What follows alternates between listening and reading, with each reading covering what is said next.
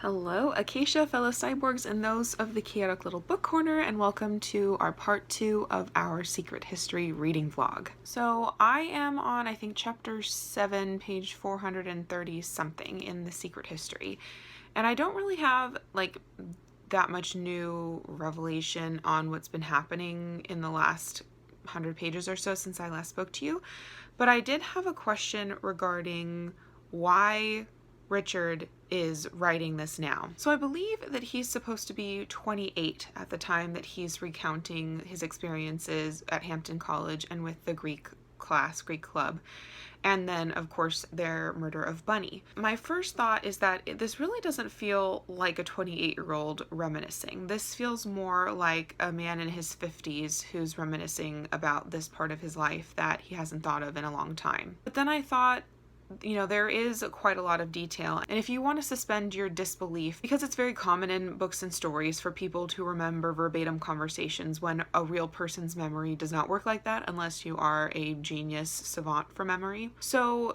conceivably, it would make sense that he was writing looking back at 28 so that he could record everything before it slipped away from memory and the details were lost. But I just think that it's a very strange sort of idea to have this told almost memoir style, but not to say that young people can't write memoirs, but this feels very much like, let me tell you the secret of my life that changed my life forever. And yet the events of this book takes place when Richard's 20, and now he's 28, so these events are only 8 years old. So I'm assuming that these are going to be really formative sort of events, because how many people murder someone in their life? Hopefully not very many. But his life has relatively just begun. I also can't remember if we know under what circumstances Richard is writing this. I think when I was first reading it, I thought that he was maybe in jail, and because he didn't have anything else to do in prison, that he would write down his memoirs of what got him there.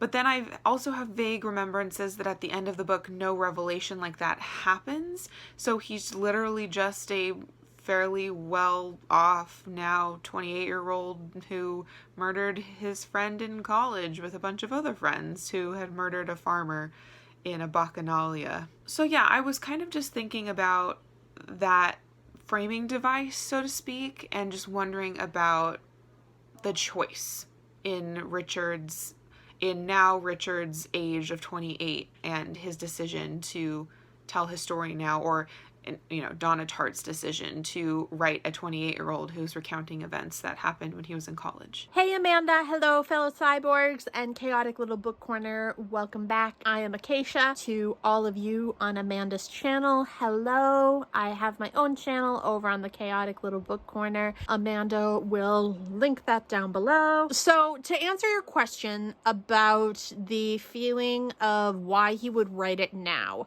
I would say he is finally dealing and coping with the trauma, the grief, and the depression that comes with, my guess is, the death of one of his friends that dies at the end of the book. I know we haven't officially gotten there, but I have finished the book at this point, and that death is what I think he would be processing and trying to deal with.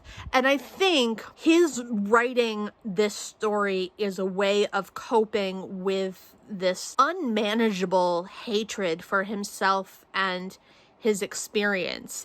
And I think that he really doesn't know how to handle what happened to him and what happened in that time when the death occurred of Bunny. I don't think he knows how to process it, and I don't think he knows how to be held accountable for his actions.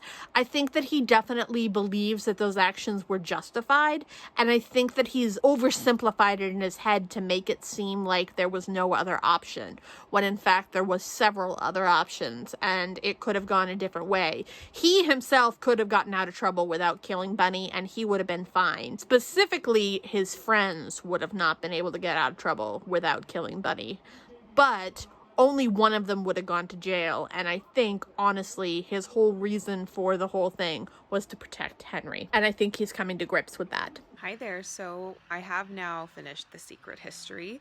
I did find your idea that Richard is writing this memoir, you could say, or jotting down his reminiscences of this time in college because of Henry. Major spoilers here now. We're talking about the end of the book, just in case you didn't know. So at the end of the book, Henry commits suicide, and Richard suggests it's out of a sense of sacrifice. This desire to sacrifice himself for the greater good, I'm assuming for Charles' future. I don't know why else he would have chosen to commit suicide at that certain time, was in response to Julian's abandoning of him once Julian found out that they had murdered 2 people. And I think the magic of The Secret History is that there are so many things working against me loving The Secret History. And I think for the general audience to love The Secret History, it is long, it is ponderous, it is full of not a lot of action. In fact, all of the very exciting parts, barring Henry's suicide, and I'm not saying fun exciting, but I'm saying like dramatic, cinematic moments in the book, are off stage. The 2 preceding deaths of note we do not witness. On top of that, we have an atmosphere of intense academic snobbery where this book even literally has sections in Greek. Like phrases, it's not big, but there is literal Greek in here. And as we all know of the colloquialism, it's all Greek to me. I don't know what that says. I will never look up what that says.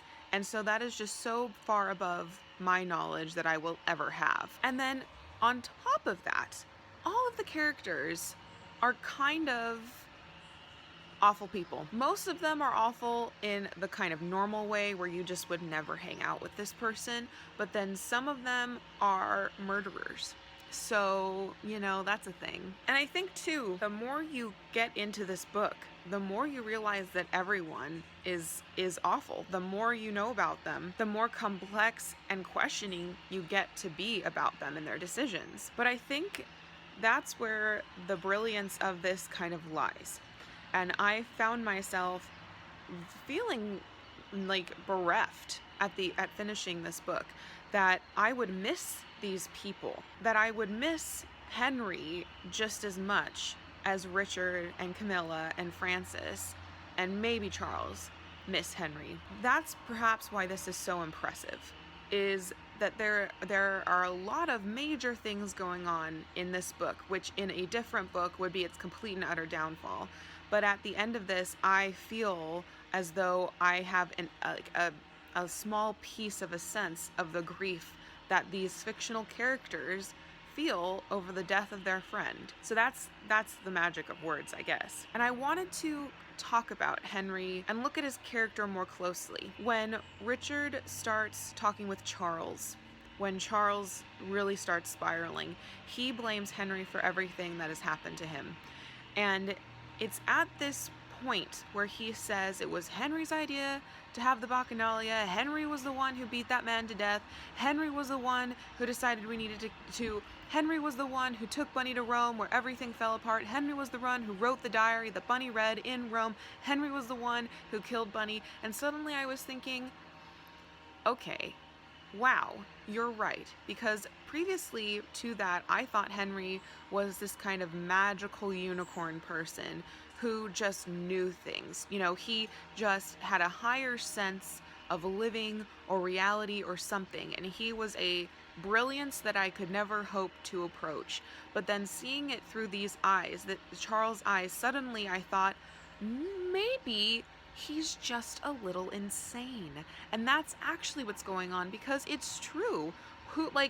He became obsessive over this idea of having a bacchanal, and then the consequences were horrendous on multiple levels. Henry's behavior certainly turns very strange toward the 3/4 mark of this book.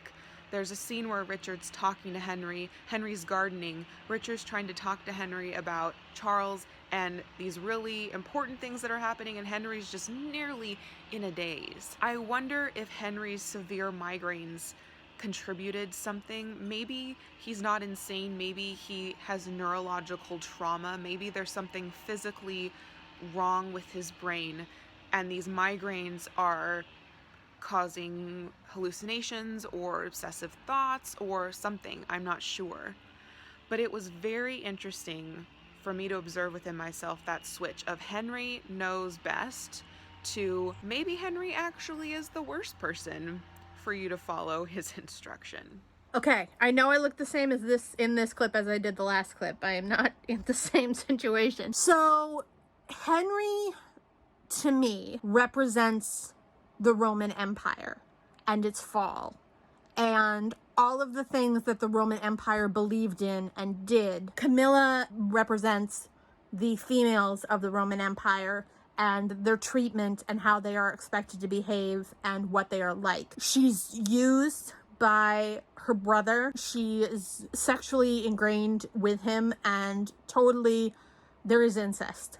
That's a huge spoiler, but like, be aware. You know, the thing about the whole thing is that Charles and Francis was a thing that didn't happen, and Francis was sad, and Charles was Charles, and there was just this mess of everything, and there was all this sexual tension going around, and the sexual tension was built upon all four of these people. And I don't know if Bunny ever was involved in the sexual tension, but like, there was some sexual tension going around with all of them. And at the end, when Henry commits suicide, when the Roman Empire falls, his last stance is to announce his love, to give up his longing and lust, to show and demonstrate his superiority and his romantic side. I think that he killed himself for the reason that some people would kill themselves, which is they see no other way out. Not necessarily out of trouble. I think he could have handled the trouble, but I think he saw no other way out of being in love with Camilla, being the person who messed it all up, being the person who destroyed the friendship, destroyed the relationships, destroyed the grounds of this community, and he destroyed it, and even Julian saw it and left.